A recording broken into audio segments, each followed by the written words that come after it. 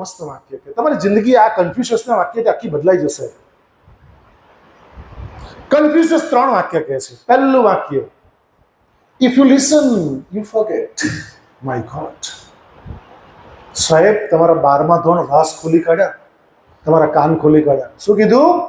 If you listen you forget. આ ધંધો કરતા એવા ધોરણ 11 12માં તમે બેઠા છો દીકરાઓ, તમામ લોકો સર ટીચરને સાંભળો જ છો. If you listen you forget.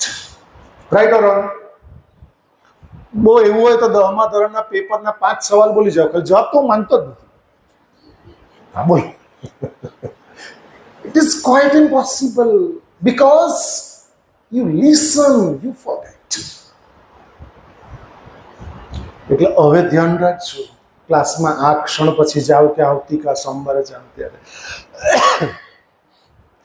ખાલી સાંભળવાનું નહીં, સાંભળશો તો ભૂલી જશો.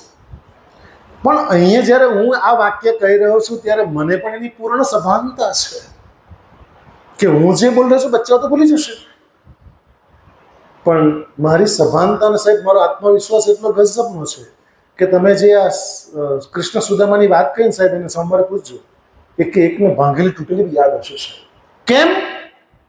કૃષ્ણ દ્વારા બોલાયેલી વાત છે અને હૃદયથી બોલાયેલી વાત છે. હૃદયથી બોલાયેલી વાત હૃદય સુધી પહોંચે છે, મુખથી બોલાયેલી વાત માત્ર કાન સુધી પહોંચે છે. અને કાન સુધી વાત પહોંચવી જોઈએ ક્યારે યાદ નહીં.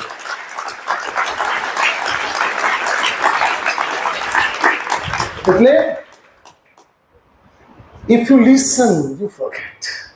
યાદ રાખજો, ભૂલતા નહીં કોઈ પણ દિવસે. ને સર પૂછશે કે સોમવારે, હા એ ટ્રાય તમે પરીક્ષા કરો, પૂછશે તો કરે છે. If you listen you forget. બીજું વાક્ય, if you write you remember. Wow! શું કહે છે? If you write you remember. તમે જે લખશો યાદ રહી જશે. એન્ડ છેલ્લું વાક્ય તો બહુ ખતરનાક છે.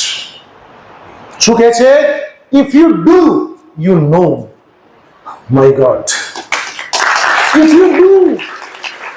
એટલે જો તમે સાયકલ ચલાવશો, પ્રેક્ટિકલ ઉદાહરણ આપું છું, સાયકલ ચલાવશો તો 6 મહિને 12 મહિને પાછી ચલાવશો તો ભૂલી જવો ખરા?